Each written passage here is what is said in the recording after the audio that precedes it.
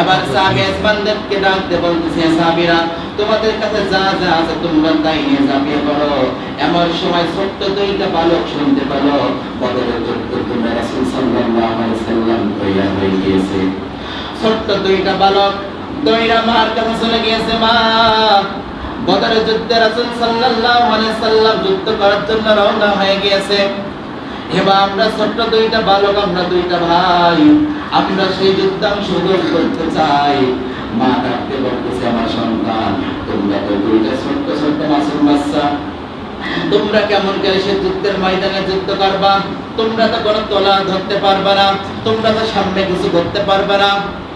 এই কথা শোনার সাথে দুই ভাই ডাকতে বলতেছে, মা আপনি শুধু একবার অনুমতি দেন আমাদের যাওয়ার জন্য, আমরা রাসূল সাল্লাল্লাহু আলাইহি সাল্লামের সাথে যাব। আমরা হয়তো কাফের বেঈমানদের কল্লা কেটে নিয়ে আসতে পারবো না, কিন্তু যখন রাসূল সাল্লাল্লাহু আলাইহি সাল্লামের কাছে যখন তীর নিক্ষেপ করবে, বল্লভ নিক্ষেপ করবে, ও আমার মা আমরা দুই ভাই হয়তো সামনে দিয়ে রাসূলের সামনে বুকটা পেতে দিয়ে সেই তলোয়ার, সেই তীরটা এবং বল্লভটা আমাদের বুকে লাগবে, রাসূলের বুকে লাগবে না। মা এইটুকু সুযোগ আল্লাহ তাআলা আমাদের দেয়, তুমি আমাদের জন্য এইটুকু দোয়া করেন। সুবহানাল্লাহ। ছোট্ট দুইটা বালক মাসুম বাচ্চা মার কাছে চলে গিয়েছে, মা আমাদের তুমি পারমিশন দাও, এই যুদ্ধের ময়দানে আমরা যাইতে চাই। মা কেমন দেখেন, মা বলতেছে, বাবা তোমরা তো যাবা, তোমরা ছোট্ট ছোট্ট মাসুম বাচ্চা, তোমরা কেমন করে সেই যুদ্ধের ময়দানে অংশগ্রহণ করবা?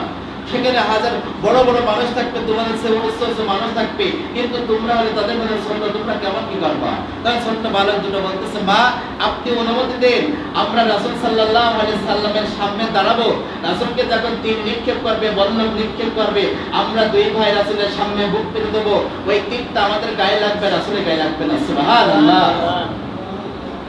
এই কথা বলার সাথে সাথে মা ডাকতে বলতেছে, সন্তান যাও যাও, আমি তোমাদের পারমিশন দিয়ে দিলাম। তোমাদের বাবা নাই, আজ যদি তোমাদের বাবা থাকতো তাহলে হয়তো রাসূল সাল্লাল্লাহু আলাইহি সাল্লামের সাথে যুদ্ধের ময়দানে অংশগ্রহণ করতো। আমি মা ডাকতে বলতেছি, তোমরা দুইজন ভাই চলে যাও, কিয়ামতের ময়দানে যে তোমরা যদি এই যুদ্ধের ময়দান থেকে ফিরে না আসো, কিয়ামতের ময়দানে আমি মা উচ্চ কণ্ঠে ওই দিনকে বলতে পারবো, আমি দুইজন শহীদের মা আজকে আপনাদের সামনে হাজির হয়েছি। সুবহানাল্লাহ। এই কথা বলার সাথে সাথে মা দুইজন, মা এই কথা বলার পরে সন্তান দুইটা, আপন দুই ভাই চলে আসলো। রাসূল সাল্লাল্লাহু আলাইহি সাল্লাম আমার ডাকতে বলতেছে, আমার সাহাবীরা কারা কারা যুদ্ধের ময়দানে যাবা? এই বদরের যুদ্ধে কারা কারা যাইবা? এই কথা বলার সাথে সাথে রাসূল সাল্লাল্লাহু আলাইহি সাল্লাম বলতেছে, যারা যুদ্ধের ময়দানে যাবা তারা একটা লাইনে দাঁড়িয়ে পড়ো, আর যারা যাইবে না তারা একটা লাইনে দাঁড়িয়ে পড়ো। সাহাবী আসবানরা যুদ্ধে যাওয়ার জন্য লাইনে দাঁড়িয়ে পড়েছে। এক এক করে রাসূল সাল্লাল্লাহু আলাইহি সাল্লাম সাহাবীদেরকে ডাকতেছে আর সাহাবীদেরকে পরীক্ষা করেছে আর যুদ্ধের ময়দানে তাদেরকে অনুমতি দিচ্ছে। এক পর্যায়ে দিতে দিতে ছোট্ট দুইটা মাসুম বাচ্চা দাঁড়িয়ে আছে লাইনে। রাসূল সাল্লাল্লাহু আলাইহি সাল্লাম ডাকতে বলতেছে, হে ছোট্ট মাসুম বাচ্চারা, তোমরা কি যুদ্ধের ময়দানে কি করতে যাবা? তোমরা যুদ্ধ করতে পারবে না। তখন ডাকতে বলতেছে, ইয়া রাসূলুল্লাহ, ইয়া হাবিবাল্লাহ, আমরা এই যুদ্ধের ময়দানে একটু যাইতে চাই। যখন আপনাকে তীর নিক্ষেপ করবে কাফের বেঈমান, আপনাকে দেখার পরে বল্লভ নিক্ষেপ করবে, ইয়া রাসূলুল্লাহ, ইয়া হাবিবাল্লাহ, আমরা আপন দুই ভাই আপনার সামনে দাঁড়িয়ে সেই বল্লভ এবং তীর আমাদের গায়ে লাগাবো, কিন্তু আপনার গায়ে লাগবে দেব না। সুবহানাল্লাহ। রাসূল সাল্লাল্লাহু আলাইহি সাল্লাম এবার ডাকতে বলতেছে, হে বালক, তোমরা তো ছোট্ট মাসুম বাচ্চা, তোমাদের গায়ে তো শক্তি নাই। হ্যাঁ নিতে পারি, তাহলে দুইজনের ভিতর থেকে যে বড় তাকে আমরা নেব। রাসূল সাল্লাল্লাহু আলাইহি সাল্লাম যখন বড়কে অনুমতি দিল, এবার ছোটরা পাই ধরল রাসূল সাল্লাল্লাহু আলাইহি সাল্লামের, ইয়া রাসূলুল্লাহ, ইয়া হাবিবাল্লাহ, আমি আপনার কাছে আবদার করতেছি, ইয়া রাসূলুল্লাহ, আমার বড় ভাইকে আপনি যুদ্ধের ময়দানে যাওয়ার জন্য অনুমতি দিয়েছেন। ইয়া রাসূলুল্লাহ, মায়ের কাছে আমরা অনুমতি নিয়েছি। ইয়া রাসূলুল্লাহ, যখন আমার ভাই যুদ্ধের ময়দানে চলে যাবে, আমি হয়তো বাড়িতে ফিরে যাব, আমার মা বলবে, দেখো যুদ্ধের ময়দানে বড় ভাই চান্স পেয়েছে, তুমি পাও নাই, আমার মনে বড় কষ্ট লাগবে। ইয়া রাসূলুল্লাহ, আমার ভাইয়ের সাথে আপনি আমাকে যুদ্ধের ময়দানে যাওয়ার জন্য একটু আপনি সুযোগ করে দেন। রাসূল সাল্লাল্লাহু আলাইহি সাল্লাম এবার ডাকতে বলতেছে, বালক, তোমার বয়স কম, তুমি ছোট্ট মানুষ, তোমার গায়ে শক্তি নাই, তুমি যুদ্ধের ময়দানে যাইতে পারবে না। এবার ওই বালক ডাকতে বলতেছে, ইয়া রাসূলুল্লাহ, ইয়া হাবিবাল্লাহ, আমি বলতেছি আমার ভাইয়ের থেকে আমার গায়ে শক্তি বেশি।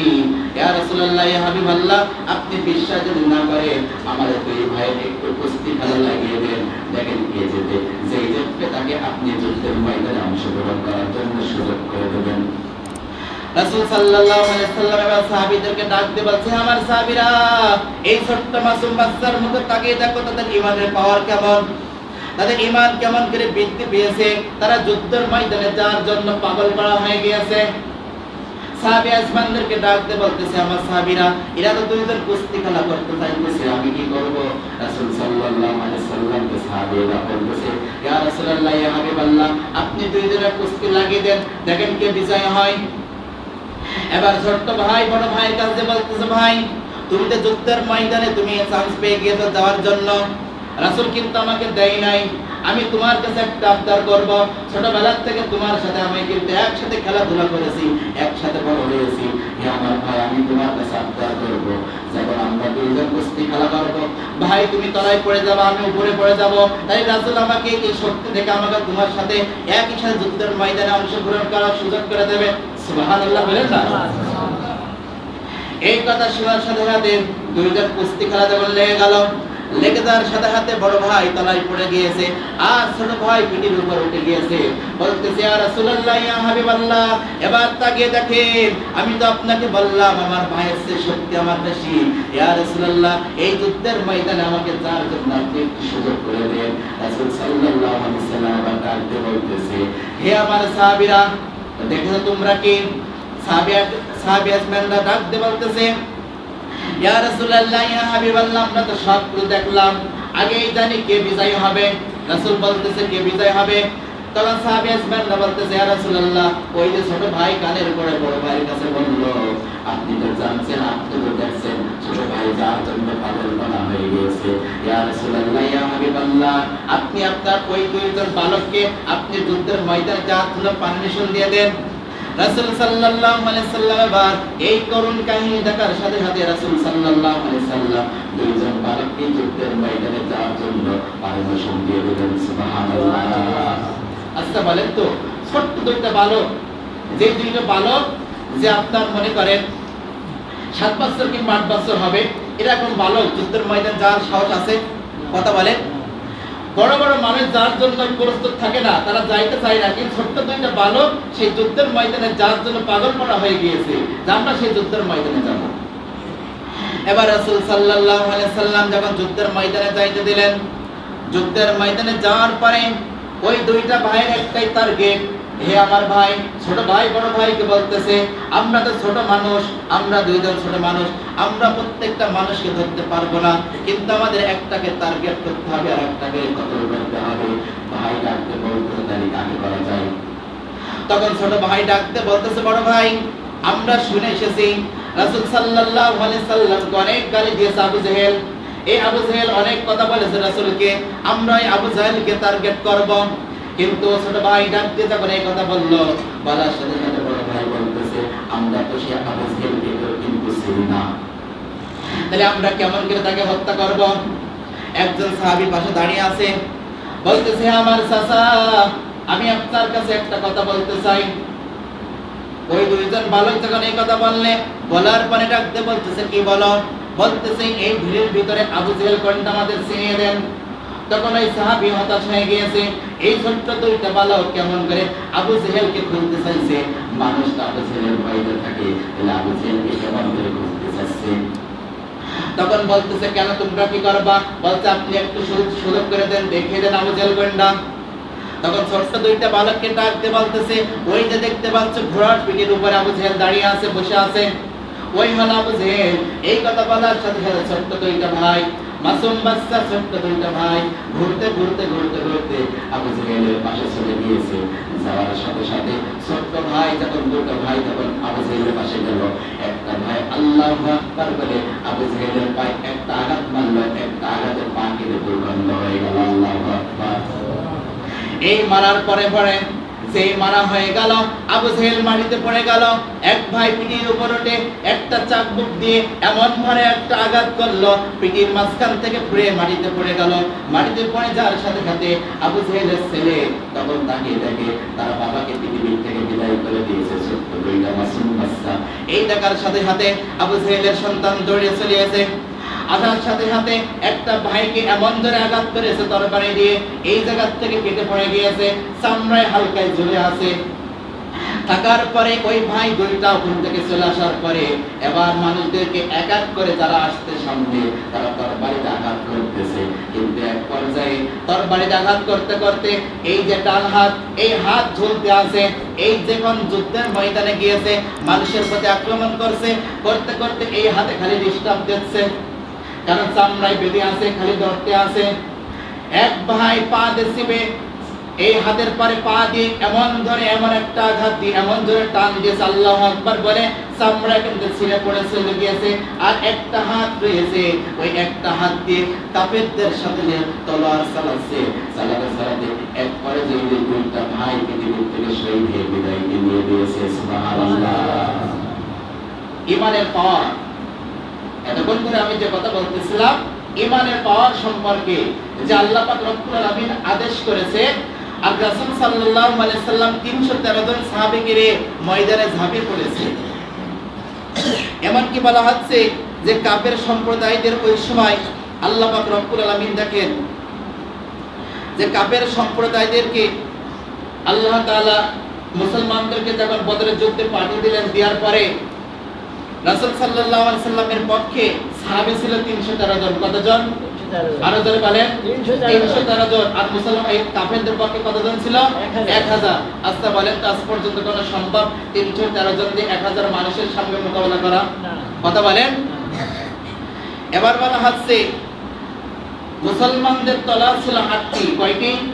8টি। আর বাদ বাকি যত মানুষ ছিল প্রত্যেকের হাতে একটা করে খেজুরের ডেকে ছিল। কি ছিল? খেজুরের ডেকে ছিল। আল্লাহ পাক রব্বুল আলামিন এই খেজুরের ডেকের এত পাওয়ার দিয়েছে যে তরবারি চালানোর আগে এইটা যখন বাড়ি মারছে, এক এক বাড়িতে তারা দুনিয়া থেকে বিদায় নিয়ে চলে যাচ্ছে। আর কাফেরদের সে ওই সময় তোলা ছিল 600টি। এবার হিসাব করে দেখেন, মুসলমানদের ছিল কয়টি? 8টি। আর কাফেরদের ছিল কয়টি? 600টি। কিন্তু এক পর্যায়ে এসে কাফেররা যখন দেখে যে তাদের সর্দার আবু জেহেল পৃথিবী থেকে বিদায় নিয়েছে, তখন ওই চেলাপেলা যারা ছিল তারা এক এক করে মাঠ ছাড়তে সবাই বাধ্য হয়েছে। সুতরাং আমি আপনি যদি ঈমানের পাওয়ার নিয়ে যাতে আমি আপনি রাসমাতে লাভি আল্লাহর কোরআনের পক্ষে থাকি, সুতরাং আমাকে আপনাকে হাজার হাজার লোকের দরকার নেই, 5 জন কিংবা 10 জন ব্যক্তি যাতে আমি আপনি রাসমাতে লাভি কাফের বেঈমান পালাতে এমনি বাধ্য হবে। কথা বলেন ঠিক কিনা? আজ দেখেন ফিলিস্তিন যেভাবে মার খাইতেছে, গোটা পৃথিবীতে 52টা মুসলিম রাষ্ট্র আছে। কয়টা? 52টা মুসলিম রাষ্ট্র আছে। তার মধ্যে যদি 20টা কিংবা 10টা মুসলিম রাষ্ট্র যদি একটি রাজপথে লাভে, আমার মনে হয় ইসরায়েলের মতন ওই জাতি এই পৃথিবীতে থাকার মতন আর কোনো জায়গা খুঁজে পাবে না। এই ঈমানের পাওয়ার, কিন্তু আমাদের ঈমান হলো দুর্বল। ঈমান কি? কথা বলেন। দুর্বল। আমরা ঈমান টাকার কাছে হেরে যাই, আমাদের ঈমান এক প্লেট বিড়ির কাছে হেরে যায়। যাই না? কথা বলেন। যাই। কিন্তু আল্লাহর হাবিব সাল্লাল্লাহু আলাইহি সাল্লাম দেখেন বদরের যুদ্ধে এমন সময় হয়েছিল, এই 17 রমজান, এই যে রমজান আছে 17 রমজান, এই রমজান 17 রমজান বদরের যুদ্ধ হয়েছিল। রাসূল সাল্লাল্লাহু আলাইহি সাল্লামের কোনো প্রস্তুতি নাই, যে যুদ্ধ হবে এমন কোনো প্রস্তুতি নাই। কিন্তু আল্লাহ পাক রব্বুল আলামিন রাসূলকে বললেন, হে রাসূল, আপনি 313 জন সাহাবী আপনি ময়দানে চলে যান, আমি আল্লাহ পাক রব্বুল আলামিন আসমান থেকে যত ফেরেশতা দরকার হয় আপনার সহায়তা করার জন্য, আমি আল্লাহ পাক রব্বুল আলামিন আপনাকে তত ফেরেশতা দিয়ে সহায়তা করব। সুবহানাল্লাহ। এবং শেষ পর্যায়ে এই 313 জন সাহাবী নিয়ে আল্লাহ পাক রব্বুল আলামিন মুসলমানদেরকে বিদায় দান করলেন। সুবহানাল্লাহ।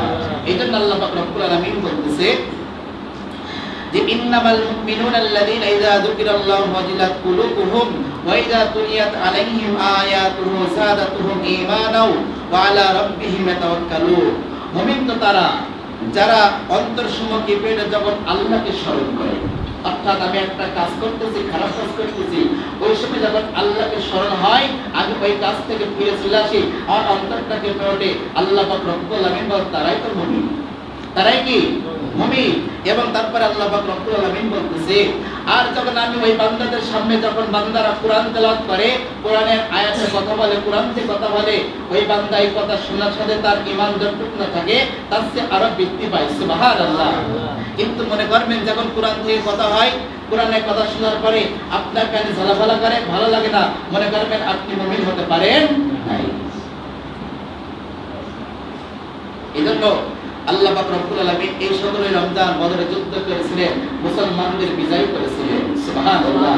এজন্য আল্লাহ পাক রব্বুল আলামিন যে কথা বলছেন যে ঈমান বৃদ্ধি পাওয়ার জন্য আমার আপনার কাজ করতে হবে, কোরআনকে ভালোবাসতে হবে, কোরআনের পথে থাকতে হবে। কিসের পথে থাকতে হবে? কথা বলেন। কোরআনের পথে, কোরআনকে ভালোবাসতে হবে। আর যদি আমি আপনি কোরআনকে ভালো না বাসি, কালকে আমাদের ময়দানে এই দুনিয়া আমার আপনার জন্য ধ্বংস এবং আখিরাত আমার আপনার জন্য কি হবে? ধ্বংস। কারণ এই কোরআন আল্লাহ পাক রব্বুল আলামিন এমন ভাবে সৃষ্টি করেছে যে অন্য মাসে যে আমি আপনি পেয়েছি, এই মাস রমজান মাস পেয়েছি, এই রমজান মাসে কিন্তু আল্লাহ তাআলা কোরআন নাযিল করেছে, না করে নাই? কথা বলেন। আল্লাহ তাআলা এই কোরআনকে এমন মর্যাদা দিয়ে দিয়েছে যে আল্লাহ পাক রব্বুল আলামিন বলতেছে এমন একটি রাত আছে লাইলাতুল কদর, এই কদর রাত যে ব্যক্তি পাবে হাজার মাসের চাইতে উত্তম, সুবহানাল্লাহ। অর্থাৎ আমি আপনি হাজার হাজার বছর বেঁচেও কিন্তু আমি আপনি সেই ইবাদত করতে পারবো না, একটা রাত যেটা আমি আপনি সেই রাত পেয়ে যাই। এইজন্য আল্লাহ পাক রব্বুল আলামিন সেই মাসে কোরআন নাযিল করেছিলেন, আবার এই মাসে আল্লাহ পাক রব্বুল আলামিন মুসলমানদেরকে বিদায় দান করেছেন। এইজন্য আমার আপনার ঈমান হালকা হতে হবে না, আমাকে আপনাকে ঈমান পরিপূর্ণ করতে হবে। আর এই পরিপূর্ণ করতে হলে আমাকে আপনাকে কোরআনের কাছে আসতে হবে, কোরআন ধরতে হবে, কোরআন মানতে হবে। আমি আপনি যারা জানি না সেটা আলেম ওলামার কাছে আমাকে আপনাকে জানতে হবে। আল্লাহ পাক রব্বুল আলামিন আমাকে সহ আপনাদের সকলকে আল্লাহ তাআলার এই কিতাব কুরআনুল কারীম আমি আপনাদের সঠিকভাবে সুন্দরভাবে মেনে আমল করে কবর যাওয়ার তৌফিক দান করেন, সকলে আল্লাহুম্মা আমিন। ওয়া মা আলাইনা ইল্লাল বালাগ। আসসালামু আলাইকুম ওয়া রাহমাতুল্লাহি ওয়া বারাকাতুহু।